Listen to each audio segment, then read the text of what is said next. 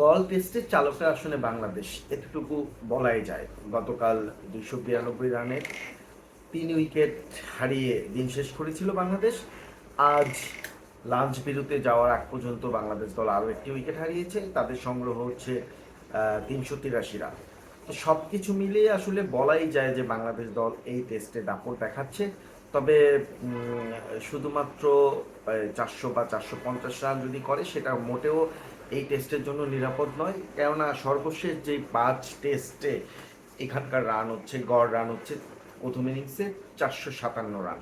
তো মোটামুটি বলাই যায় যে বাংলাদেশ দলকে অন্তত 500 রান করতে হবে, বা 600-র কাছাকাছি যদি রান না করতে পারে বাংলাদেশ দলের জন্য এই ম্যাচ জেতা কঠিন হয়ে যাবে।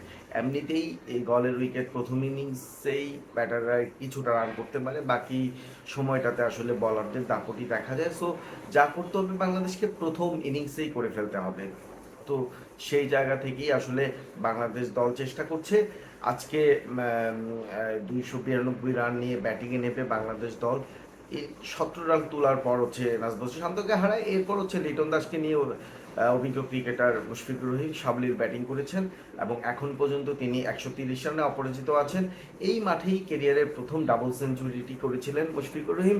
আশা করা যাচ্ছে যে মুশফিক যেভাবে খেলছেন তাতে করে আরও একটি ডাবল সেঞ্চুরি হয়তো গলের মাটিতে আমরা দেখতে পারবো। যদি সেটি হয় সেটি বাংলাদেশের ক্রিকেটের জন্য যেমন ভালো হবে, মুশফিকের কেরিয়ারের জন্য ভালো হবে। সো মুশফিক যদি 200 রান করতে পারবেন আর লিটন যেভাবে ব্যাটিং করছেন তার যদি একটা সেঞ্চুরি হয়, তো আমি ড্যাম শিওর যে এইভাবেই আসলে 600 রানের কাছাকাছি বাংলাদেশ দল চলে যেতে পারবে। আর 600 রান যদি করে ফেলতে পারে দ্বিতীয় দিনের মধ্যে, সেক্ষেত্রে বাংলাদেশ দল এই ম্যাচের পুরো নিয়ন্ত্রণ নিয়ে নিতে পারবে। বাকি যেই ইনিংসগুলো থাকবে সেখানে ডেফিনেটলি বলারদের দাপট থাকবে, স্পিনারদের সুবিধা থাকবে। বাংলাদেশ দলে যে স্পিনাররা আছেন তাইজুল এবং হচ্ছে নাইম, ডেফিনেটলি তারা বিশ্বমানের স্পিনার, তাদের দাপট আমরা দেখতে পারবো শ্রীলঙ্কার ইনিংসের সময়।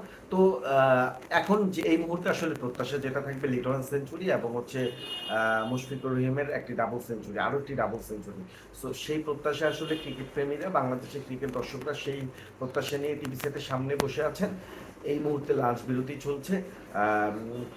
লাঞ্চ শেষে আবার নতুন করে শুরু করবেন। মুশফিক যেভাবে বলছিলেন আগের দিন যে প্রতিটা মুহূর্ত, প্রতিটা বল আসলে নতুনভাবে শুরু করতে হবে। মুশফিক আজকে যেভাবে খেলেছেন তাতে করে খুব একটা সুযোগ দেননি, শুধু লিটনের সাথে 2বার রান নিতে যেয়ে ভুল বোঝাবুঝি শিকার হয়েছিলেন। এর বাইরে আসলে বলারদের, লঙ্কান বলারদের খুব একটা সুযোগ তিনি দেননি। তো আশা করব যে লাঞ্চের পরে মুশফিক সেই মানসিকতা নিয়ে আবার ব্যাটিংয়ে নামবেন এবং সম্ভাব্য যদি দ্বিতীয় সেশনটা তিনি ডমিনেট করতে পারেন তাহলে তার ডাবল সেঞ্চুরি না আসার কোনো কারণ আমি দেখি না। সো সেই প্রত্যাশা রেখেই আসলে বিদায় নিচ্ছি। আশা করব গল টেস্টে বাংলাদেশ দল জিতবে এবং শুধু জিতবে না, ডমিনেট করে জিতবে, সেই প্রত্যাশাই রাখছি। ধন্যবাদ।